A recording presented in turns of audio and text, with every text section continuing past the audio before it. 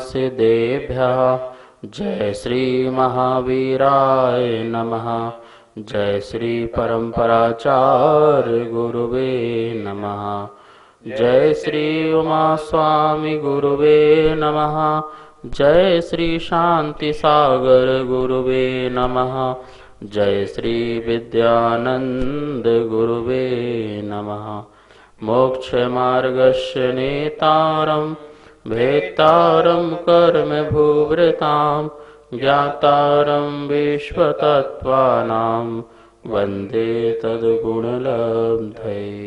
मंगलं भगवान् वीरो मंगलं गौतमो गणि मंगलं कुंद कुंदार्यो जैन धर्मोस्तु मंगलम। हम सभी लोग 8वां अध्याय तत्वासूत्र में पढ़ रहे थे, जिसमें बंध अधिकार में देख रहे थे किस प्रकार से कर्म का बंध जो बंधता है। ज्ञानावरणी के 5 भेद पढ़ रहे थे, जिसमें मति ज्ञानावरण, श्रुत ज्ञानावरण और अवधि ज्ञानावरण कर्म की चर्चा अपन ने यहाँ पर की थी। आज अपन चर्चा करते हैं मनः परय ज्ञानावरण कर्म। मनः परय ज्ञानावरण कर्म क्या है? मानसिक जो चेष्टाओं की जो प्रवृत्ति है, अर्थात मानसिक चेष्टाओं को जानने में जो चेतना की शक्ति, सामर्थ्य शक्ति होती है, उस शक्ति को जो ढकने वाला होता है वह मनः परय ज्ञानावरण कर्म है। देखिए, प्रत्येक व्यक्ति के मन में कुछ न कुछ चलता है, मन से कुछ न कुछ सोचता है, कुछ न कुछ विचार आते हैं। द्रव्य मन के सहारे, ध्यान रखना, द्रव्य मन, पौद्गलिक की एक संरचना होती है द्रव्य मन की और भाव आत्मा के, तो द्रव्य मन उसमें निमित्त पड़ता है। तो उस द्रव्य मन के सहारे जो व्यक्ति सोचता है, विचारता है, मंथन करता है, मनन करता है, चिंतन करता है, और उसको जानने की शक्ति किसके पास है? उस मन के द्वारा जानने की शक्ति किसके पास है? सामर्थ्यता किसके पास है? वो चेतना शक्ति के पास सामर्थ्यता है, शक्ति है। और उसी शक्ति को जो ढक दे, जो ढकने वाला होता है, वो मनः परय ज्ञानावरण कर्म कहलाता है। जैसे कि आप बैठे बैठे अभी क्या सोच रहे हैं और आपके मन में क्या चल रहा है, तो मैं नहीं जान पा रहा हूँ, मैं नहीं सोच पा रहा हूँ, मेरी आत्मा आपके अंदर चलने वाले विचारों को नहीं पढ़ पा रही है, तो मेरा कौन सा कर्म का उदय है?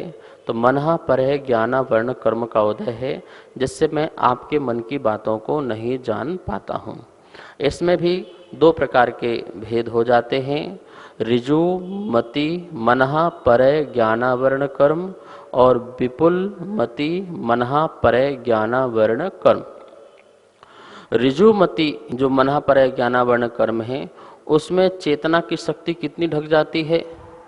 यदि अपन क्षेत्र की अपेक्षा देखें तो उसमें क्षेत्र की अपेक्षा योजन पृथकत्व, योजन पृथकत्व का मतलब 3 से 9 योजन तक वह रहने वाले उसके अंदर जो जीव हैं, उनके अंदर चल रहा जो मन में कुछ भी विचार है, उसको वो नहीं जान सकता है।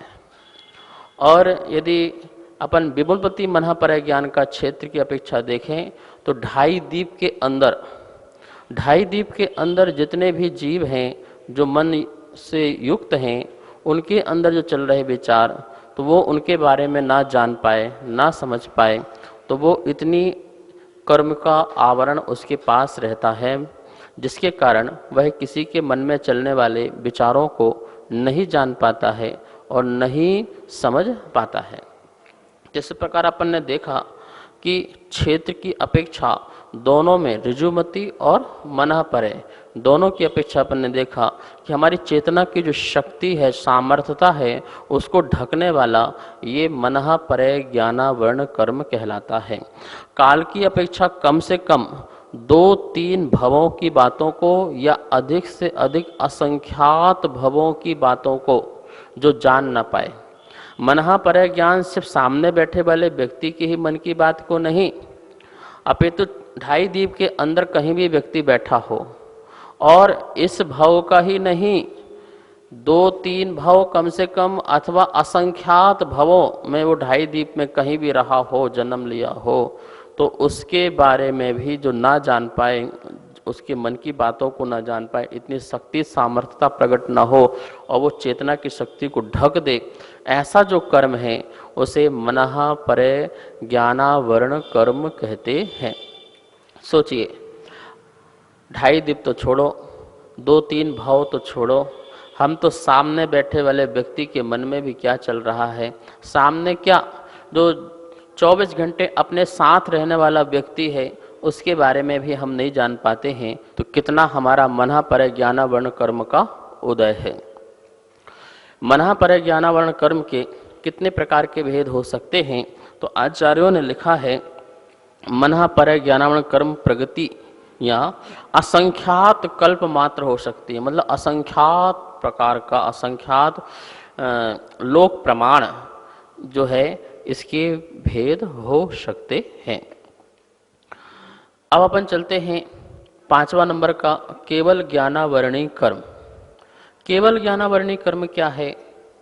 जो जीव को 6 द्रव्यों की अनंत पर्याय, अतीत की अनंत पर्याय और अनागत की, भविष्य की अनंत पर्याय और वर्तमान की पर्याय को जानने में जो सामने आ जाता है, अर्थात उसकी चेतना की शक्ति को ढक देता है। हमारा आत्मा यह लोक और अलोक सभी को एक समय में जानने की शक्ति रखता है, इतनी सामर्थ्यता रखता है कि पूरा लोक, अधोलोक, ऊर्ध्वलोक, मध्यलोक और इसके अलावा अलोक, लोकाकाश और अलोकाकाश, इसमें पाए जाने वाले समस्त जो द्रव्य हैं, मतलब जितना भी ज्ञेय है, जितना भी जानने योग्य पदार्थ है, उसको एक समय में जानने की शक्ति रखने वाला यह जो आत्मा है, इसकी भी शक्ति जो है जानने की, उस शक्ति को जो ढक देता है उसे केवल ज्ञानावरण कर्म कहते हैं। देखिए, तो हम लोगों का तो केवल ज्ञानावरण कर्म का उदय तीव्र चल ही रहा है, जिसके कारण हमारे पास इतनी सामर्थ्य शक्ति नहीं है कि हम इसे प्राप्त कर सकें। कोई कोई मुनिराज कठोर साधना करके केवलत्व को उत्पन्न होते हैं और अरहंत दशा को प्राप्त करते हैं। अरहंत दशा में ही यह शक्ति पूर्ण रूप से प्रकट होती है और उस समय केवल ज्ञानावरण कर्म गया, मतलब पूरा ज्ञानावरणी कर्म ही चला गया। समस्त कर्म के अभाव में यह जो जीव समस्त पदार्थ को जानने की अपनी शक्ति को प्रकट कर लेता है। कितनी इसकी प्रगतियां होती हैं, जैसे मति ज्ञान, शुद्ध ज्ञान, अवधि ज्ञान और मनः परय ज्ञान को कितने प्रकार का हो सकता है, तो वो असंख्यात लोक प्रमाण भेद उसके बताए थे, तो उतने ही उसके कर्म के आवरण भी हो गए थे। लेकिन केवल ज्ञानावरण कर्म की कितनी प्रगतियां हो सकती हैं, तो ना असंख्यात हो सकती है ना संख्यात हो सकती, सिर्फ एक ही प्रगति होती है। क्या होती है? एक ही। ऐसा नहीं कि केवल ज्ञानावरण कर्म मतलब केवल ज्ञान किसी का कम होता हो, किसी को केवल ज्ञान ज़्यादा होता हो। महावीर स्वामी थोड़ा कम जानते थे, आदिनाथ स्वामी को ज़्यादा जानते थे, ऐसा नहीं है। जो भी अरहंत पद को प्राप्त हो गया उसके सबके एक सा ही जानने की शक्ति प्रकट होती है। अविभागी प्रच्छेद अनंत जो हैं उनके एक से होते हैं, कोई कम ज़्यादा नहीं होते हैं। इसलिए केवल ज्ञानावरण कर्म प्रगति जो है वो एक ही है। जैसे मति ज्ञान में तो क्या है, मेरी जानने की शक्ति, आपके जानने की शक्ति, आपकी जानने की शक्ति, सबकी शक्ति भिन्न है ना। ऐसे जितने भी संसार में जीव है मति ज्ञान वाले, उन सबकी शक्ति भिन्न भिन्न हो गई, तो वो उतने प्रकार के कर्म प्रगतियां भी हो गई आवरण वाली। इसी प्रकार से शुद्ध ज्ञान में जो विशेष चिंतन मंथन की जो शक्ति है, मेरी अलग है, आपकी अलग है, औरों की अलग है, ऐसे जितने संसार में जीव हैं उनका शुद्ध ज्ञान की जानने की शक्ति भिन्न भिन्न है। इस प्रकार से उतना प्रकार का शुद्ध ज्ञानावरण कर्म हो गया उस ज्ञान को ढांकने वाला। इसी प्रकार से अवधि ज्ञान में भी देवों के अवधि ज्ञान, तिरंचों का विधि ज्ञान, मनुष्यों को विधि ज्ञान और मुनियों को विधि ज्ञान, तो कितने प्रकार का विधि ज्ञान हो गया, तो उतने प्रकार के क्या हो जाएंगे, अवधि ज्ञानावरण कर्म हो जाएंगे। मनहापरय ज्ञानावरण कर्म में भी कितने प्रकार का मनहापरय ज्ञान में, कोई 1 योजन का जान रहा है, कोई 10 योजन का जान रहा है, कोई 2.5 दीप में जान रहा है, कोई 1 भव को, कोई असंख्यात भव को, तो इस प्रकार से उतने प्रकार के मनहापरय ज्ञानावरण कर्म के क्या हो जाएंगे, भेद हो जाएंगे। लेकिन केवल ज्ञान में ऐसा नहीं है। केवल ज्ञान में सिर्फ एक ही प्रगति है, जो भी जानेगा सब एक सा जानेंगे। भरत को केवल ज्ञान हुआ, बाहुबली को केवल ज्ञान हुआ, आदिनाथ को हुआ, महावीर स्वामी को हुआ, और आज तक जिसको भी हुआ, सभी जीवों को एक समय में युगपद एक साथ समस्त पदार्थ जानने में आते हैं। तो इस प्रकार से इसलिए केवल ज्ञानावरण कर्म की जो केवल ज्ञान को ढांकने वाली जो कर्म प्रगति है वो सिर्फ एक ही है, केवल ज्ञानावरण कर्म। नमोस्तोचर्श्री कहते हैं कि अभव्य जीव को मना पर्याय और केवल ज्ञान नहीं होता, तो क्या मना पर्याय और केवल ज्ञान संबंधी जो कर्म बनते हैं, तो क्या उनको वह कर्म का बंध होगा या नहीं होगा? कृपया समाधान करें गुरुदेव। द्रव्य दृष्टि से तो उसमें भी मनः पर ज्ञान प्राप्त करने की शक्ति है, अभव्य में भी केवल ज्ञान उत्पन्न होने की शक्ति है। तो शक्ति है द्रव्य दृष्टि से, द्रव्य दृष्टि से उसमें मनः पर ज्ञान केवल ज्ञान उत्पन्न होने की शक्ति है। इसलिए मनः पर ज्ञानावरण कर्म और केवल ज्ञान ज्ञानावरण कर्म का उसको आश्रवबंध होता है और निश्चित ही उसका उदय होता है।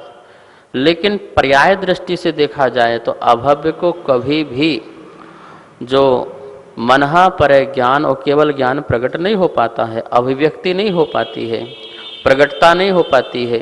तो प्रकटता ना होने के कारण उसके कर्म का इतना तीव्र उदय चलता रहता है, मनः पर ज्ञानावरण कर्म का और केवल ज्ञानावरण कर्म का। अतः अभव्य को भी यह मनः पर ज्ञानावरण कर्म और केवल ज्ञान ज्ञानावरण कर्म का सद्भाव पाया जाता है।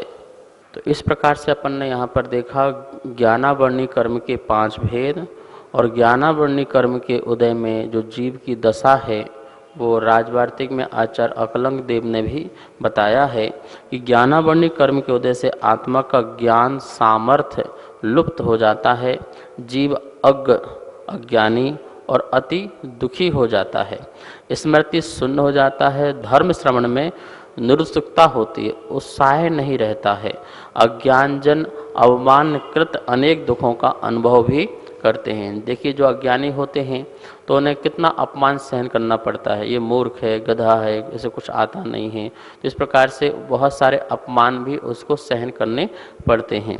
आचार्यों ने कहा है कि इसका उदाहरण दिया है कि किसी एक और इकट्ठी हुई काई जिस प्रकार हाथ से अपघात के हिलाई ढुलाई होने पर क्या होता है, वह क्षण भर में पूरी स्वच्छ जल राशि के ऊपर फैल जाता है।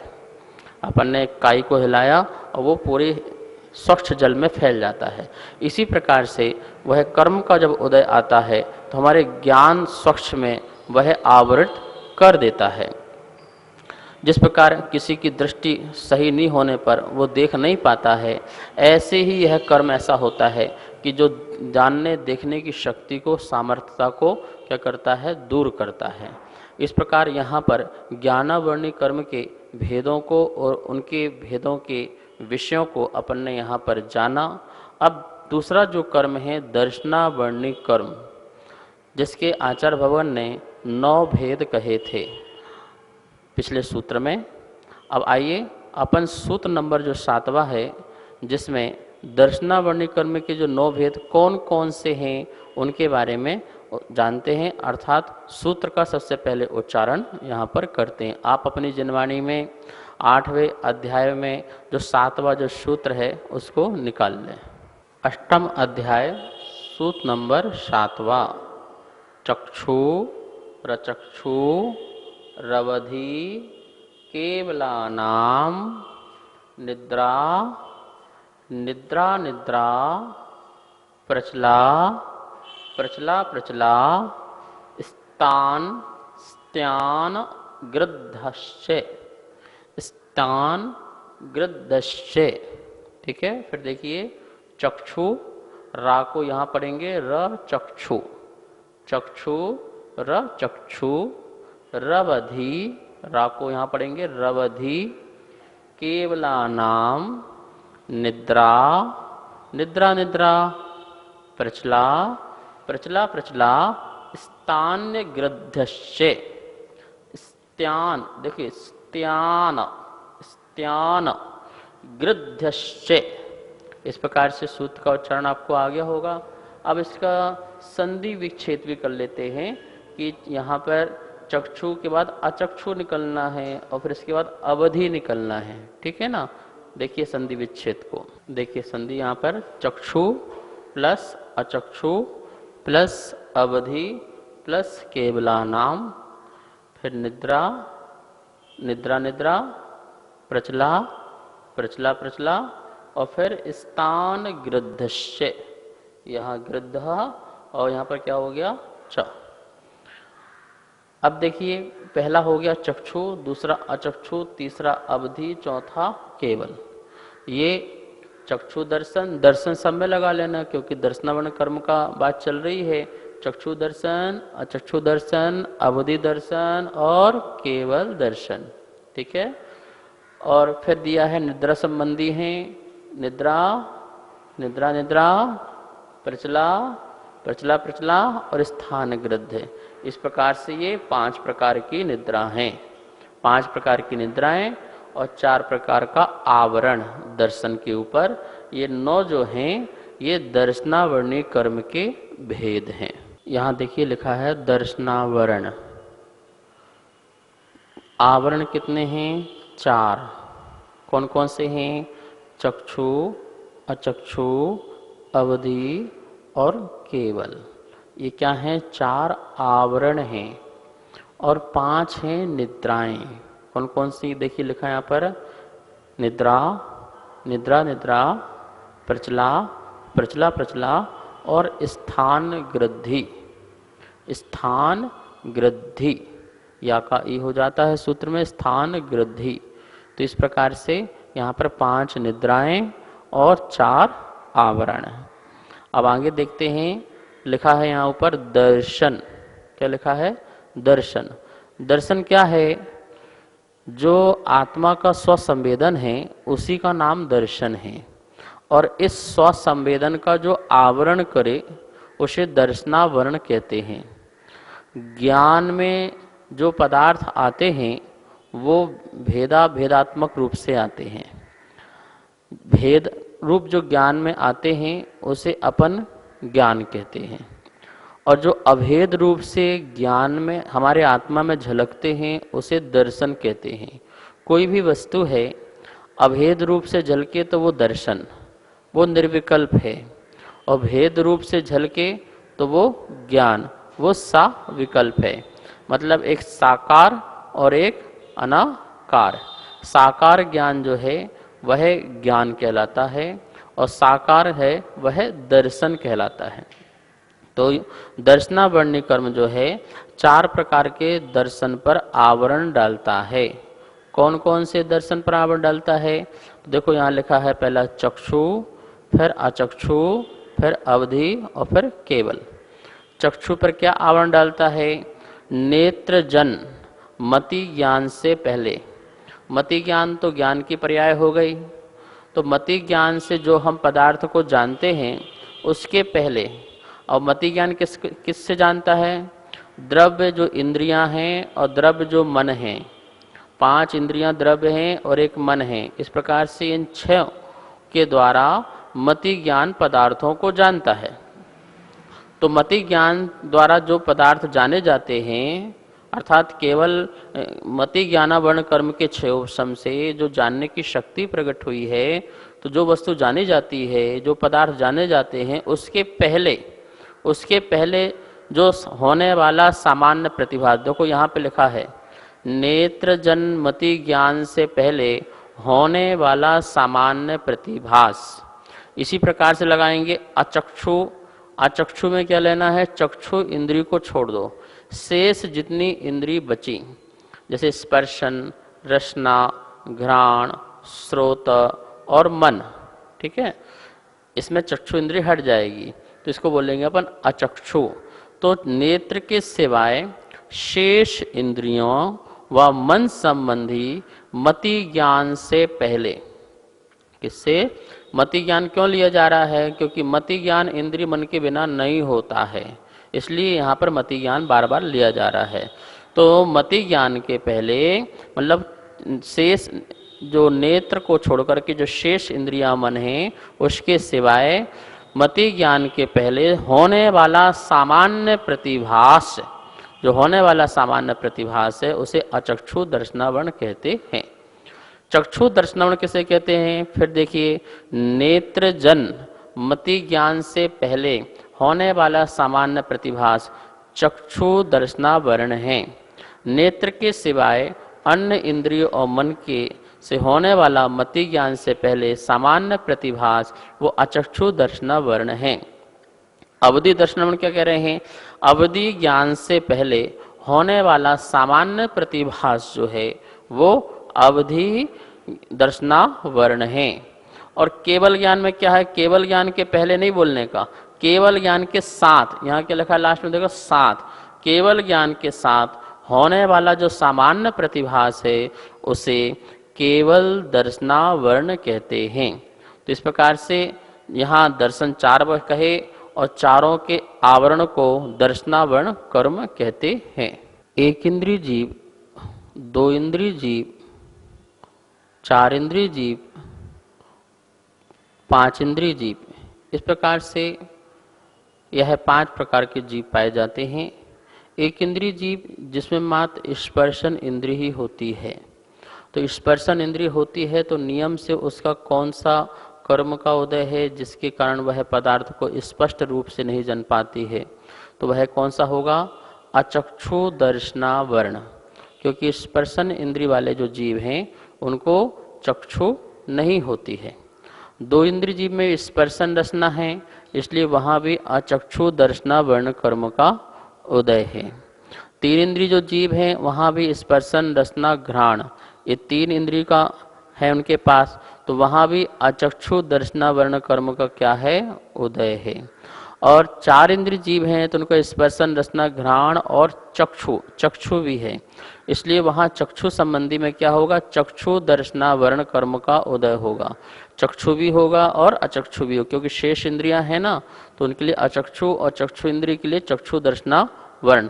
दोनों कर्म के उदय से जीव में जो सामान्य प्रतिभास ना हो पाए, स्पष्ट प्रतिभास ना हो पाए, उसे अपन चक्षु दर्शनावरण या अचक्षु दर्शनावरण कहते हैं। 5 इंद्रिय जो जीव हैं, जैसे हम लोग हैं, मनुष्य हैं और जानवर आदि हैं, ये 5 इंद्रिय जो जीव हैं तो इनके चक्षु दर्शनावरण भी और अचक्षु दर्शनावरण भी, क्योंकि एक समय में एक ही इंद्रिय काम करती है उपयोग रूप में। तो जिस समय हम आँख से देख रहे हैं और देखते समय हमको सामान्य प्रतिभास स्पष्ट रूप से नहीं हो पा रहा है, तो वहाँ पर चक्षु दर्शनावरण कर्म का उदय होगा। और जो शेष इंद्रियों के द्वारा हम स्पष्ट नहीं जान पा रहे हैं, सुन नहीं पा रहे हैं, सूंघ नहीं पा रहे हैं, चख नहीं पा रहे हैं, छू के स्पष्ट जान नहीं पा रहे हैं, तो उस समय हमारा अचक्षु दर्शनावरण कर्म का उदय हुआ करता है।